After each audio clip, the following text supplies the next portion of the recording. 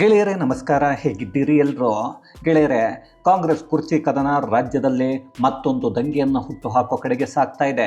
ಈಗಾಗಲೇ ಸಿದ್ದು ಬಣದ ನಾಯಕರು ಹೈಕಮಾಂಡ್ ಮತ್ತು ಡಿಕೆಗೆ ಸೆಡ್ಡನ್ನು ಹೊಡೆದು ನಿಂತು ಡಿಕೆ ಶಿವಕುಮಾರ್ ಸಿಎಂ ಕುರ್ಚಿ ಖಾಲಿ ಇಲ್ಲ ಅನ್ನೋದನ್ನು ಹೇಳ್ತಾ ಇದ್ರೆ, ಈಗ ಅಖಾಡಕ್ಕೆ ಒಕ್ಕಲಿಗರ ಸಂಘ ಮತ್ತು ಆದಿಚುಂಚನಗಿರಿಯ ನಿರ್ಮಲಾನಂದ ಶ್ರೀಗಳು ಇಳಿದಿದ್ದಾರೆ. ಜೊತೆಗೆ ಎಚ್ಚರಿಕೆಯನ್ನು ಕೊಡ್ತಾ ಇದ್ದಾರೆ. ಇನ್ನೊಂದು ಕಡೆ ಯಾವಾಗ ಸಿದ್ದರಾಮಯ್ಯ ಬಣದ ನಾಯಕರು ಮತ್ತೆ ಅಹಿಂದ ಅನ್ನೋ ಅಸ್ತ್ರವನ್ನು ಪ್ರಯೋಗ ಮಾಡಿ ಡಿಕೆ ಶಿವಕುಮಾರ್ ವಿರುದ್ಧ ಹೈಕಮಾಂಡ್ಗೆ ಪಕ್ಷ ವಿರೋಧಿ ಕೃತ್ಯಗಳನ್ನು ಪಟ್ಟಿ ಮಾಡಿ ಸಲ್ಲಿಕೆಯನ್ನು ಮಾಡೋಕ್ಕೆ ಮುಂದಾದರೂ ಡಿಕೆ ಶಿವಕುಮಾರ್ ಮುಂಬೈಗೆ ಹಾರಿದ್ದಾರೆ. ಅಲ್ಲಿ ಡಿಕೆ ನಾನು ಕಾಂಗ್ರೆಸ್ ಕಟ್ಟಾಡು ಅಂತ ಹೇಳ್ಕೊಂಡೆ ತೆರೆಮರೆಯಲ್ಲಿ ಬಿಜೆಪಿ ಜೊತೆ ಮಾತುಕತೆಗಳನ್ನು ಆಡ್ತಾ ಇದ್ದಾರೆ ಅನ್ನೋದು ಗೊತ್ತಾಗ್ತಾ ಇದೆ. ಅದರ ಜೊತೆಗೆ ಸಿದ್ದರಾಮಯ್ಯ ಪರವಾಗಿ ಕೂಡ ನಿಲ್ಲೋಕೆ ಕೆಲ ಸ್ವಾಮೀಜಿಗಳು ಮುಂದಾಗಿದ್ದಾರೆ. ಹಾಗಾದರೆ ಡಿಕೆ ಶಿವಕುಮಾರ್ ಖಾಸಗಿ ಕಾರ್ಯಕ್ರಮ ಅಂತ ಮುಂಬೈಗೆ ಹಾರಿದ್ಯಾಕೆ? ಒಕ್ಕಲಿಗರ ಸಂಘ ಸಿಡಿದಿರೋದ್ಯಾಕೆ? ಸ್ವಾಮೀಜಿಗಳು ಅನ್ನಿಸಿಕೊಂಡವರಿಗೆ ರಾಜಕೀಯದಲ್ಲಿ ಅಷ್ಟೊಂದು ಆಸಕ್ತಿ ಯಾಕೆ?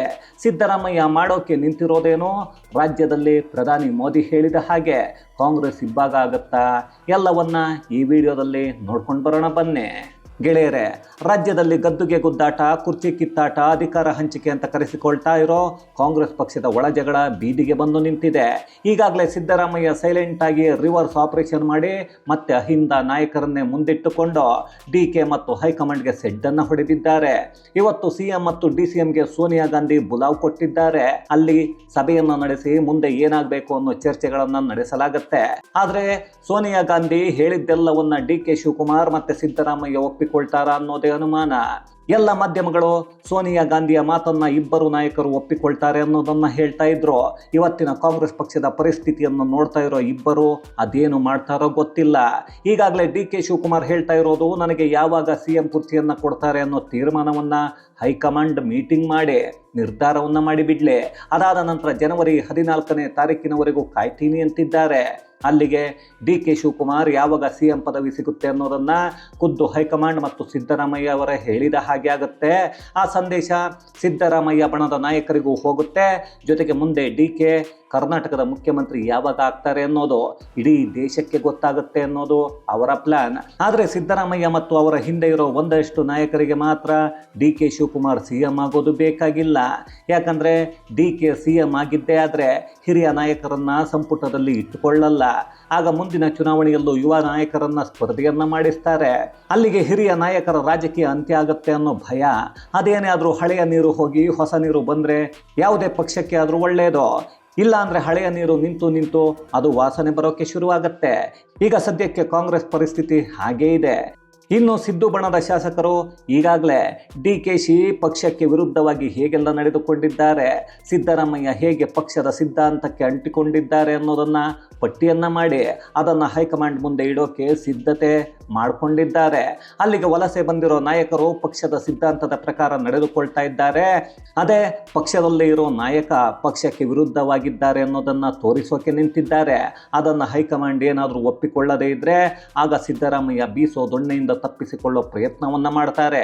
ಹೈಕಮಾಂಡ್ ಮೀಟಿಂಗ್ ಅಲ್ಲಿ ಆಗ ಸದ್ಯಕ್ಕೆ ಡಿಕೆಶಿಗೆ ಯಾವಾಗ ಸಿಎಂ ಕುರ್ಚಿಯನ್ನ ಬಿಟ್ಟು ಕೊಡ್ತಾರೆ ಅನ್ನೋ ದಿನಾಂಕವನ್ನು ನಿಗದಿ ಮಾಡೋದು ಬೇಡ. ಬಜೆಟ್ ಮಂಡನೆ ಮಾಡಿ ಅಧಿವೇಶನ ಮುಗಿಯುವವರೆಗೂ ಮುಂದಕ್ಕೆ ತಳ್ಳೋಕೆ ನೋಡ್ತಾರೆ. ಅಲ್ಲಿಗೆ ದಿನಾಂಕ ನಿಗದಿ ಮಾಡದ ಹಾಗೆ ಸದ್ಯಕ್ಕೆ ನೋಡಿಕೊಂಡ್ರೆ ಮುಂದೆ ಏನಾದರೂ ಮಾಡಬಹುದು ಅನ್ನೋದು ಸಿದ್ದು ಬಣದ ನಾಯಕರ ಯೋಚನೆ. ಇಲ್ಲಿ ಹೈಕಮಾಂಡ್ ಕೂಡ ಅದೇ ಸೂತ್ರವನ್ನು ಬಳಕೆ ಮಾಡಬಹುದು. ಅದೇನಂದ್ರೆ ಸಿದ್ದರಾಮಯ್ಯಗೆ 3 ವರ್ಷ, ಡಿಕೆಗೆ 2 ವರ್ಷ ಅನ್ನೋ ಸಿಎಂ ಪಟ್ಟವನ್ನು ಕಟ್ಟಿದ ಹಾಗೆ ಆಗತ್ತೆ. ಅದೆಲ್ಲದಕ್ಕಿಂತ ಹೆಚ್ಚಾಗಿ ಸಿದ್ದರಾಮಯ್ಯ ಅವರೇ ಸಿಎಂ ಕುರ್ಚಿಯನ್ನು ಹಸ್ತಾಂತರ ಮಾಡೋ ಹಾಗೆ ಮಾಡಬೇಕು ಅನ್ನೋದು ಹೈಕಮಾಂಡ್ ಯೋಚನೆ. ಯಾಕಂದರೆ ಮುಂದಿನ ಚುನಾವಣೆಗೆ ಸಿದ್ದರಾಮಯ್ಯ ಸ್ಪರ್ಧೆಯನ್ನು ಮಾಡ್ತಾರೋ ಇಲ್ವೋ, ಆದರೆ ಅವರನ್ನು ಚುನಾವಣಾ ಪ್ರಚಾರಕ್ಕೆ ಬಳಸಿಕೊಳ್ಳೋಕೆ ಯೋಚನೆಯನ್ನು ಕಾಂಗ್ರೆಸ್ ಪಕ್ಷ ಮಾಡುತ್ತೆ. ಇಲ್ಲ ಅಂದರೆ ಒಂದಷ್ಟು ಮತಗಳು ಬೇರೆ ಪಕ್ಷಕ್ಕೆ ಹೋಗಿಬಿಡುತ್ತವೆ ಅನ್ನೋ ಭಯ ಹೈಕಮಾಂಡ್ಗೂ ಕಾಡ್ತಾ ಇರುತ್ತೆ. ಇನ್ನೊಂದು ಕಡೆ ಡಿಕೆ ಶಿವಕುಮಾರ್ ಕೇವಲ ಜನವರಿ 14ನೇ ತಾರೀಕಿನವರೆಗೂ ಸಮಯವನ್ನು ಕೊಡಿ, ಅಷ್ಟರ ಒಳಗೆ ನನಗೆ ಸಿಎಂ ಕುರ್ಚಿಯನ್ನು ಬಿಟ್ಟು ಕೊಡಲಿ ಅಂತ ಹೇಳ್ತಾ ಇದ್ದಾರೆ. ಅದಕ್ಕೆ ಕಾರಣ ಅಂದರೆ ದೇವರಾಜ ಅರಸು ಹೆಚ್ಚು ಕಾಲ ರಾಜ್ಯದಲ್ಲಿ ಆಡಳಿತವನ್ನು ನಡೆಸಿದ್ರು. ಆ ಒಂದು ರೆಕಾರ್ಡ್ ಬ್ರೇಕ್ ಮಾಡಬೇಕು ಅನ್ನೋದು ಸಿದ್ದು ಅವರ ಯೋಚನೆ. ಅದೆಲ್ಲ ಆದ ನಂತರ ಕುರ್ಚಿಯನ್ನು ಖಂಡಿತ ಬಿಟ್ಟು ಕೊಡ್ತಾರೆ ಅನ್ನೋದು ಡಿಕೆ ನಂಬಿಕೆ. ಆದರೆ ಅದು ಅಷ್ಟೊಂದು ಸುಲಭನಾ ಅಂದರೆ ಖಂಡಿತ ಅಲ್ಲ. ಇಲ್ಲಿ ಸಿದ್ದರಾಮಯ್ಯ ಇನ್ನೂ 10 ವರ್ಷ ಆದರೂ ಅಧಿಕಾರವನ್ನು ಖುಷಿಯಿಂದ ಬಿಟ್ಟು ಕೊಡ್ತಾರೆ ಅನ್ನೋದೇ ಸುಳ್ಳು. ಹಾಗೇನಾದರೂ ಬಿಟ್ಟು ಕೊಟ್ಟರು ಪಕ್ಷದ ಜೊತೆ ಮತ್ತೆ ಪ್ರಚಾರ ಮಾಡಿ ಡಿ ಕೆ ಶಿವಕುಮಾರ್ ಅವರನ್ನೇ CM ಮಾಡೋಕ್ಕೆ ಮುಂದಾಗ್ತಾರೆ ಅನ್ನೋದು ಇಲ್ಲಿ ಭ್ರಮೆ. ಹಾಗೇನಾದರೂ ಕಾಂಗ್ರೆಸ್ ಹೈಕಮಾಂಡ್ ಆಗಲಿ DKC ಆಗಲಿ ಅಂದುಕೊಂಡಿದ್ರೆ ಅವರ ಲೆಕ್ಕಾಚಾರವೇ ತಪ್ಪು. ಇಲ್ಲಿ ಯಾವುದು ಆಗಲ್ಲ ಅನ್ನೋದು ನಿನ್ನೆಯಿಂದ ಸಿದ್ದರಾಮಯ್ಯ ಬಣದ ನಾಯಕರು ಮಾತಾಡ್ತಾ ಇರೋದನ್ನು ನೋಡ್ತಾ ಇದ್ರೆ ಗೊತ್ತಾಗತ್ತೆ. ಅದರಲ್ಲೂ DK ಶಿವಕುಮಾರ್ CM ಆಗೋದೇ ಬೇಡ ಅನ್ನೋ ಹಂತಕ್ಕೆ ಬಂದಿದ್ದಾರೆ.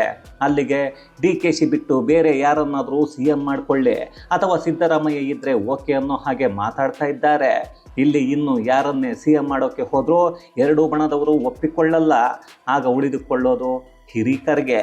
ಆಗ ಎಲ್ಲವನ್ನ ಸರಿ ಮಾಡಿ ಎಲ್ಲರನ್ನ ಸಮಾಧಾನ ಮಾಡೋಕೆ ರಾಜ್ಯದಲ್ಲಿ ಖರ್ಗೆಯನ್ನು CM ಮಾಡಿ ಇಲ್ಲಿರೋ ನಾಯಕರಿಗೆ ಅವರನ್ನು ವಿಲ್ಲನ್ ಮಾಡಿ ಹೈಕಮಾಂಡ್ ದಲಿತ ನಾಯಕನನ್ನು CM ಮಾಡಿದ್ದೀವಿ ಅನ್ನೋ ಸಂದೇಶವನ್ನು ಕೊಡೋ ಚಿಂತನೆಯನ್ನು ಮಾಡಬಹುದು.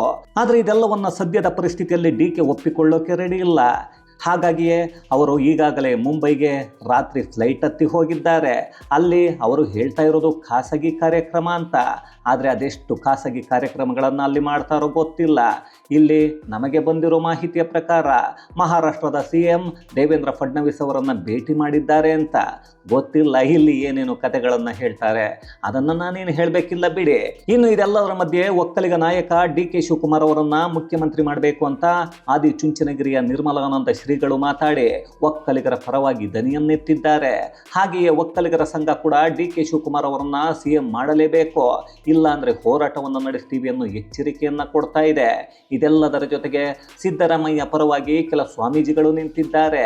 ಈಗಾಗಲೇ ಒಳಗಿಂದ ಒಳಗೆ ಅಹಿಂದ ಅನ್ನೋ ಹೆಸರಲ್ಲೂ ಸಿದ್ದರಾಮಯ್ಯ ಅವರು CM ಆಗಿ ಮುಂದುವರಿಬೇಕು ಅಂತ ಹೋರಾಟವನ್ನು ಮಾಡೋಕೆ ಕೆಲವರು ಮುಂದಾಗ್ತಾ ಇದ್ದಾರೆ. ಅಲ್ಲಿಗೆ ಒಂದು ಕಡೆ ಹಿಂದೂಗಳ ವಿರುದ್ಧ ಹಿಂದೂಗಳ ಹೋರಾಟ ಶುರುವಾಗುತ್ತೆ. ಅಲ್ಲಿ ಜಾತಿಗಳ ಮಧ್ಯೆ ಬೆಂಕಿ ಹೊತ್ತಿಕೊಳ್ಳುತ್ತೆ. ಇಲ್ಲಿ ಕಾಂಗ್ರೆಸ್ ಪಕ್ಷ ಬಯಸೋದು ಅದನ್ನೇ ತಾನೇ, ಹಿಂದೂಗಳನ್ನು ಜಾತಿ ಲೆಕ್ಕಾಚಾರದಲ್ಲಿ ಹೊಡೆದು ಚುನಾವಣೆಯಲ್ಲಿ ಗೆಲ್ಲಬೇಕು ಅಂತ. ಹಿಂಗಿದ್ದಾಗ ಮುಸಲ್ಮಾನರನ್ನು ಒಗ್ಗೂಡಿಸಿ ಅವರನ್ನೇ ದೊಡ್ಡ ಶಕ್ತಿ ಅನ್ನೋ ಹಾಗೆ ಕಾಂಗ್ರೆಸ್ ಪಕ್ಷ ಮತ್ತು ಅದರ ನಾಯಕರು ತೋರಿಸಬೇಕು, ಅದನ್ನು ಮಾಡ್ತಾರೆ. ಅಲ್ಲಿಗೆ ನಮ್ಮ ಹಿಂದೂಗಳಲ್ಲಿ ಜಾತಿ ಲೆಕ್ಕಾಚಾರದಲ್ಲಿ ನಾಯಕರು, ಅದೇ ಜಾತಿ ಲೆಕ್ಕಾಚಾರದಲ್ಲಿ ಜನರ ಮತಗಳು, ಅದೇ ಜಾತಿಯ ಹೆಸರಲ್ಲಿ ಸ್ವಾಮೀಜಿಗಳು, ಹಾಗೆಯೇ ಅವರ ಹೋರಾಟ. ಹಾಗಂತ ಕೇವಲ ಸಮಾಜದಲ್ಲಿರೋ ಅಸ್ಪೃಶ್ಯತೆಯನ್ನು ತೊಡೆದು ಹಾಕಿ ಧರ್ಮದಲ್ಲಿರೋ ಒಳ್ಳೆಯದ್ದು ಬೋಧನೆ ಮಾಡಿ ಹಿಂದೂಗಳನ್ನು ಒಗ್ಗೂಡಿಸಬೇಕಾದ ಸ್ವಾಮೀಜಿಗಳು. ಜಾತಿಯ ಹೆಸರಲ್ಲಿ ನಮ್ಮ ಜಾತಿಯ ನಾಯಕ ಅವನು CM ಆಗಬೇಕು ಅಂತ ಹಿಂದೂಗಳ ವಿರುದ್ಧ ಹಿಂದೂಗಳೇ ಹೋರಾಟ, ಹೊಡೆದಾಟ, ಅದರಿಂದ ಶತ್ರುತ್ವ, ಆಮೇಲೆ ಹಿಂದೂಗಳೇ ಸರಿ ಇಲ್ಲ, ಆ ಜಾತಿ ಸರಿ ಇಲ್ಲ, ಈ ಜಾತಿ ಸರಿ ಇಲ್ಲ ಅಂತ ಹಿಂದೂಗಳು ಮಾತಾಡೋಕ್ಕೆ ಶುರು ಮಾಡಿಕೊಳ್ತಾರೆ. ಅದನ್ನು ರಾಜಕೀಯ ನಾಯಕರು ಚೆನ್ನಾಗೇ ಉಪಯೋಗ ಮಾಡಿಕೊಳ್ತಾರೆ. ಅದನ್ನೇ ಕಾಂಗ್ರೆಸ್ ಪಕ್ಷ ಅಜೆಂಡಾ ಮಾಡಿಕೊಂಡಿದೆ. ಅಲ್ಲ ರೀ, ಇಲ್ಲಿ ಯಾವುದೇ ಸ್ವಾಮೀಜಿಗಳು ಇಲ್ಲ ರಾಜಕಾರಣಿಗಳು ಜಾತಿಯ ಹೆಸರನ್ನು ಹೇಳ್ತಾರಲ್ಲ, ಅವರ ಜಾತಿಗಳಲ್ಲಿ ಇರೋ ಅಸ್ಪೃಶ್ಯತೆಯನ್ನು ತೊಡೆದು ಹಾಕೋ ಕೆಲಸವನ್ನು ಅದೆಷ್ಟರ ಮಟ್ಟಿಗೆ ಮಾಡಿದ್ದಾರೆ ಅನ್ನೋದನ್ನು ಯಾವನಾದರೂ ಹೇಳ್ತಾರಾ? ಹಾಳಾಗಿ ಹೋಗಲಿ. ಇದೇ ಸ್ವಾಮೀಜಿಗಳು 2.5 ವರ್ಷದಿಂದ ರಾಜ್ಯದಲ್ಲಿ ಯಾವುದೇ ಅಭಿವೃದ್ಧಿ ಕೆಲಸಗಳು ಆಗಿಲ್ವಲ್ಲ, ಆಗ ಮಾತಾಡಿದ್ದಾರಾ? ಇಲ್ಲ ಅಂದರೆ ಕಬ್ಬು ಬೆಳೆಗಾರರು ಹೋರಾಟ ಮಾಡಿದ್ರಲ್ಲ, ನಮಗೆ ಬೆಲೆ ಇಷ್ಟೊಂದು ಕಡಿಮೆ ಕೊಡಬೇಡಿ ಅಂತ, ಅಲ್ಲಿ ರೈತರಿಗೆ ಬೆಂಬಲವನ್ನು ಯಾರಾದರೂ ಕೊಟ್ಟಿದ್ದಾರಾ? ಅಥವಾ ರಾಜ್ಯಕ್ಕೆ ಬರಬೇಕಾದ ಕಂಪನಿಗಳು ಬೇರೆ ರಾಜ್ಯಕ್ಕೆ ಹೋದಾಗ ಯಾಕೆ ಅವುಗಳೆಲ್ಲ ಇಲ್ಲಿ ಸಹಿಯನ್ನು ಮಾಡಿ ಬೇರೆ ರಾಜ್ಯಗಳಿಗೆ ಹೋಗ್ತಾ ಇವೆ ಅಂತ ಮಾತಾಡಿದ್ದಾರಾ? ಬೇಡ, ಬಿಟ್ಟಿ ಭಾಗ್ಯಗಳನ್ನು ಕೊಡ್ತೀವಿ ಎಂದಾಗ ವೈಜ್ಞಾನಿಕವಾಗಿ ಕೊಟ್ಟರೆ ಏನಾಗುತ್ತೆ ಅಂತ ಹೋರಾಟ ಮಾಡೋಕ್ಕೆ ಧೈರ್ಯವನ್ನು ತೋರಿಸಿದ್ರ? ಇಲ್ಲ, ಬಿಟ್ಟಿ ಭಾಗ್ಯಗಳು ನಮ್ಮ ಜಾತಿಯ ಜನರಿಗೆ ಸಿಕ್ಕಿದೆಯಾ ಇಲ್ವಾ ಅನ್ನೋದನ್ನು ಯಾರಾದರೂ ಕೇಳಿದ್ರಾ? ಯಾವುದೂ ಇಲ್ಲ. ಹಾಳಾಗಿ ಹೋಗಲಿ. ಯಾವುದೇ ಜಾತಿಯ ಸ್ವಾಮೀಜಿಗಳು ಅವರವರ ಜಾತಿಯ ಜನರಿಗೆ ಮೂಲಭೂತ ಸೌಕರ್ಯ ಸಿಕ್ಕಿಲ್ಲ ಅನ್ನೋ ಹೋರಾಟವನ್ನು ಯಾವತ್ತಾದರೂ ಮಾಡಿದ್ದಾರಾ? ಖಂಡಿತ ಇಲ್ಲ. ಇಲ್ಲಿ ಈಗಾಗಲೇ ಯಾವುದೋ ಜಾತಿಗಳ ಹೆಸರನ್ನು ಅಥವಾ ಅಹಿಂದ ಅನ್ನೋ ಹೆಸರನ್ನು ಹೇಳಿಕೊಂಡು ಹೋರಾಟವನ್ನು ಯಾವುದೋ ನಾಯಕರ ಹೆಸರನ್ನು ಹೇಳಿಕೊಂಡು ಮಾಡೋಕ್ಕೆ ಮುಂದಾಗಿರೋರೆಲ್ಲ ನಿಮ್ಮ ನಾಯಕರು ಅನ್ನಿಸಿಕೊಂಡವರು. ಮಾಡಿರೋ ಹಗರಣಗಳು, ಜನರಿಗೆ ಮಾಡಿರೋ ಮೋಸಗಳು ಗೊತ್ತಿದ್ದು ಯಾಕೆ ಸೈಲೆಂಟಾಗಿ ಇದ್ದಾರೆ? ಅಲ್ಲಿಗೆ ಜನರಿಗೆ ಬೇಕಾಗಿರೋ ಅಭಿವೃದ್ಧಿ, ಮೂಲಭೂತ ಸೌಕರ್ಯ, ಜನರಿಗೆ ಬೇಕಾಗಿರೋ ಕೆಲಸ ಕಾರ್ಯಗಳು, ಇದರ ಯೋಚನೆ ಯಾರಿಗೂ ಇಲ್ಲ. ಆದರೂ ರಾಜಕಾರಣ ಮಾಡೋಕ್ಕೆ ಎಲ್ಲರೂ ಮುಂದೆ ಇರ್ತಾರೆ. ಅಲ್ಲಿ ಎಲ್ಲರೂ ನನ್ನ ಜಾತಿ ದೊಡ್ಡದು ಅಂತ ತೋರಿಸ್ಕೊಂಡು ಓಡಾಡಬೇಕು ಅನ್ನೋ ತೆವಲುಗಳು ಅಷ್ಟೇ. ಇಲ್ಲಿ ಎಲ್ಲ ಜಾತಿ ಮತ್ತು ಧರ್ಮಗಳಲ್ಲೂ ಅಸ್ಪೃಶ್ಯತೆ ಇದೆ. ಎಲ್ಲ ಜಾತಿಗಳಲ್ಲೂ ಬಡವರಿದ್ದಾರೆ. ಎಲ್ಲ ಕಡೆ ಮೂಲಭೂತ ಸೌಕರ್ಯ ಇಲ್ಲದ ಅದೆಷ್ಟೋ ಜನರು ಒದ್ದಾಡ್ತಾ ಇದ್ದಾರೆ. ಅವರ ಪರಿಸ್ಥಿತಿ ಯಾವುದೇ ಜಾತಿಯ ನಾಯಕ, ಯಾವುದೇ ಜಾತಿಯ ಸ್ವಾಮೀಜಿ, ಯಾವುದೇ ಜಾತಿಯ ಸಂಘಟನೆಗಳಿಗೂ ಕಾಣಿಸಲ್ವಾ? ತಾಕತ್ತಿದ್ರೆ ಎಲ್ಲರೂ ಅದರ ಬಗ್ಗೆ ಹೋರಾಟ ಮಾಡಲಿ. ಅದನ್ನು ಬಿಟ್ಟು ಹಿಂದೂ ಧರ್ಮವನ್ನು ಒಡೆದು ಜಾತಿಗಳ ಹೆಸರಲ್ಲಿ ಮಾತಾಡೋ ಇವರನ್ನು ಏನಂತ ಕರಿಬೇಕು? ಧರ್ಮದ್ರೋಹಿಗಳು ಅಂತಾನೋ, ಇಲ್ಲಾಂದರೆ ಅವರವರ ಜಾತಿಯ ಜನರಿಗೆ ಯಾವುದೇ ವ್ಯವಸ್ಥೆಗಳನ್ನು ಮಾಡಿಕೊಟ್ಟಿಲ್ಲ ಅಂತ ಜಾತಿಗೆ ದ್ರೋಹಿಗಳು ಅಂತ ಕರಿಬೇಕು? ಅದನ್ನು ನೀವೇ ಕಮೆಂಟ್ಸಲ್ಲಿ ತಿಳಿಸಿ. ಎಲ್ಲರೂ ಸರಿಯಾಗಿದ್ದರೆ ಇವತ್ತು ವ್ಯವಸ್ಥೆಗಳು ಸರಿಯಾಗಿ ಇರ್ತಾ ಇತ್ತು.